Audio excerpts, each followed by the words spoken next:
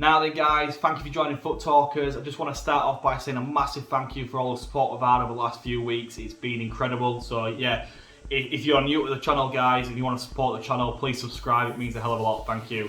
But look, today's video, I'm doing the formation tactics instructions on the 4-2-3-1-2. The idea is, again, I've played a full week of this formation, taking it into the weekend league with the final tactics and instructions, and smashed it. You know, the idea is that I only played to 14 wins. This time I had 14 wins, 2 defeats, and 11 quits in amongst of that. So it was really, really good. I just don't have the time to continue and play further, which I wish I did. But if you guys have got the time, if you've got the players that might work in this formation, you need to have fast wingers in this formation. As you can see right now, I've got Kent and Rooney in that team. They don't start. I usually have SCM where Rooney is and Deco where Kent is, simply because that allows everybody to start on 10 chem, and then at the first chance I get in game, I'll put Rooney and Kent in there. But I just wanted to show you, once I dive into it, how my team appears and looks in game basically. So let's have a dive straight into it. This is the tactics and instructions that I've gone for. Starting with the tactics defensively, like this FIFA seems to have two formations that work in a defensive style, which is either balanced or press after possession loss. For me, this one needs balanced. Tried it on both. For me, balance seems to work a hell of a lot better. If I were playing against weak opposition, yeah, I would go on press after possession loss, because I'd know that there's not really that much threat from them attacking wise, so I've got a little bit more room to be a bit kind of more expansive with my play. But obviously in weekend league you do come up against some good teams and good players, so the idea there is when I went into balance, I felt really comfortable from front to back in my team. Width, you know, stick down the middle with this one guys. If you're going in narrower, this formation just doesn't work in terms of defensive style, because you'll typically have attacking wingers which aren't going to be great tracking back.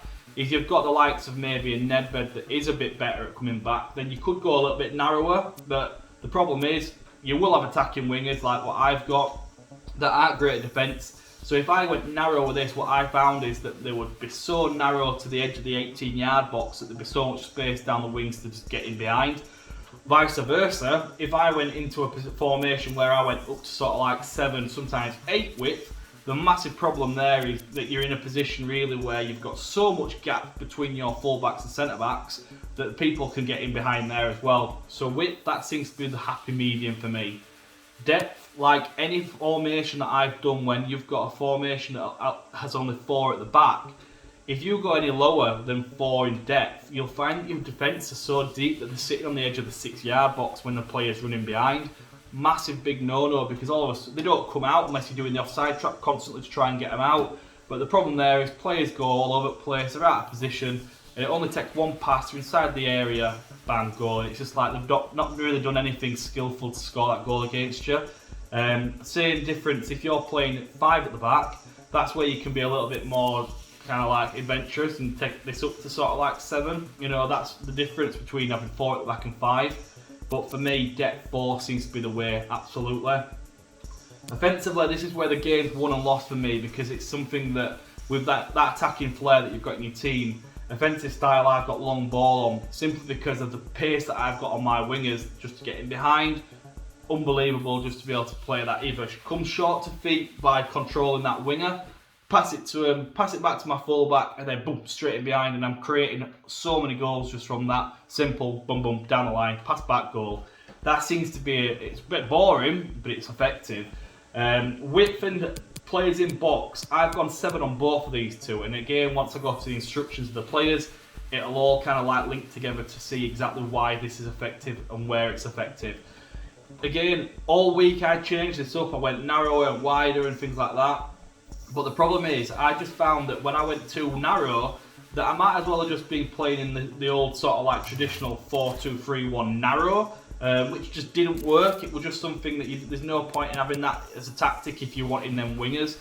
So for me, I went quite wide, and I was fortunate enough to be able to say, right, I've got that width, I've got them players, I can break the lines.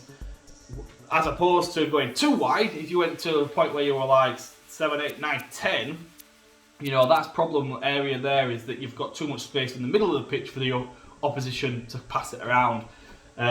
Players in the box, this is a game where you need to have it quite high up, because that natural pull of bringing players into the box will just automatically give your players the instruction to get forward, and it seems to work really, really well. All formations that I do, I have 2 and 2 on free kicks and corners. I've seen quite a few, and an effective way of doing a corner just having it as 1. But the problem is, what you end up doing is you'll go for a quick pass to the edge of the area, and you might have 5 or 6 players on the edge of the area, which creates a hell of a lot of space. But for me, 2 and 2 seems to be the way for free kicks and corners. Important section now. Start off back to front. Keeper, never touching. Both full-backs have gone for balance for attacking runs, balance or normal for interceptions, but overlap for both full-backs. And the reason I've done that, guys, is because I've got a left foot on the left side and a right foot on the right side.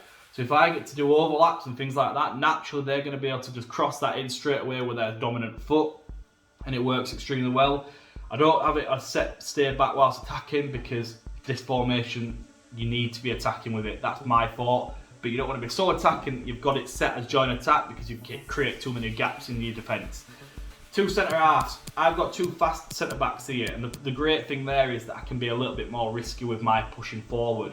But saying that, I've tried it both on aggressive, on the conservative, aggressive, and everything like that. I tried them both aggressive, tried them both conservative, tried one as aggressive, one as basic. The idea is that you have more and more problems the more you twist and tweak them around.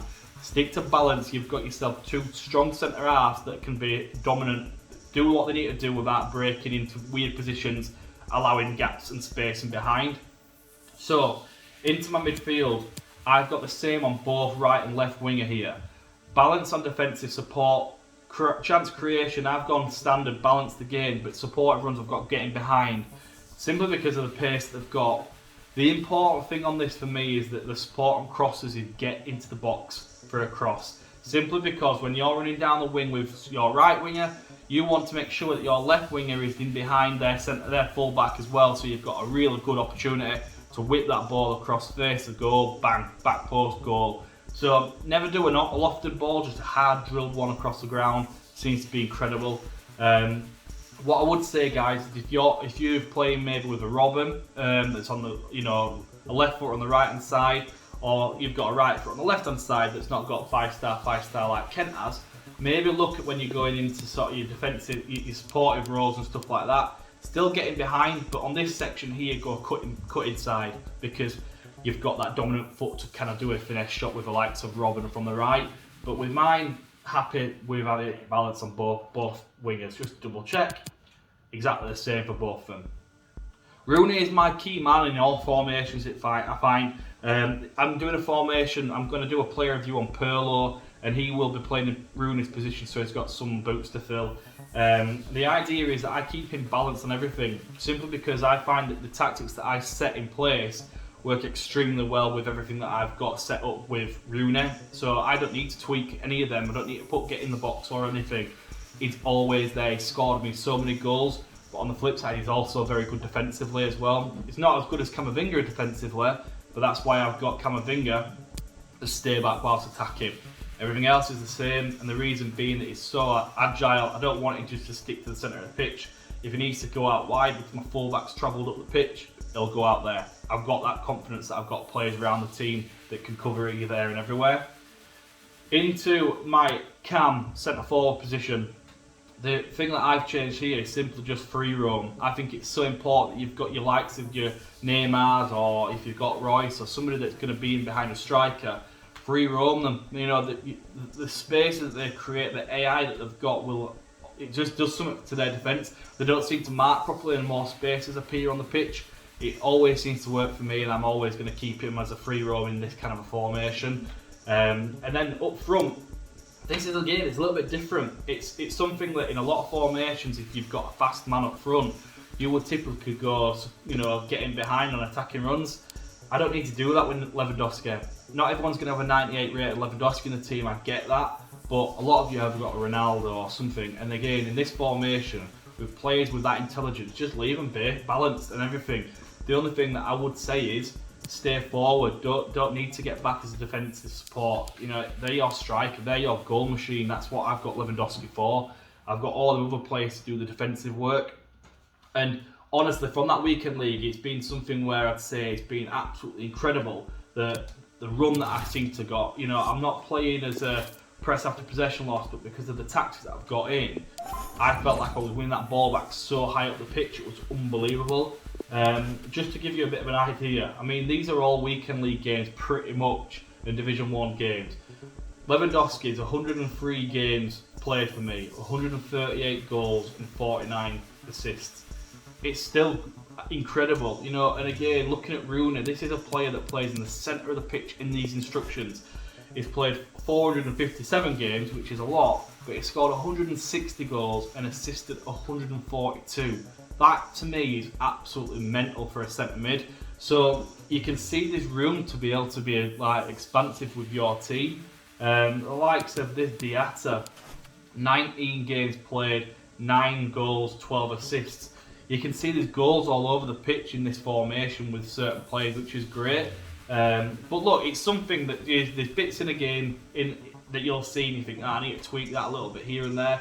And that's where you get your own little style of play. You tweak your little bits of adjustments and stuff like that.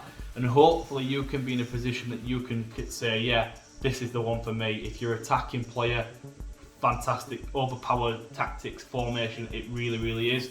But look, that's it for today's video. I'm going to get on to the next one for next week as well. I'm going to try and smash as many games as I can through the week into the weekend league to give you the best information possible on those tactics. So on that note, guys, that's everything. I hope you enjoyed it. As I said earlier, if you're new to the channel, please subscribe. It means a hell of a lot. But for today, guys, that's it. Toodaloo. Bye-bye.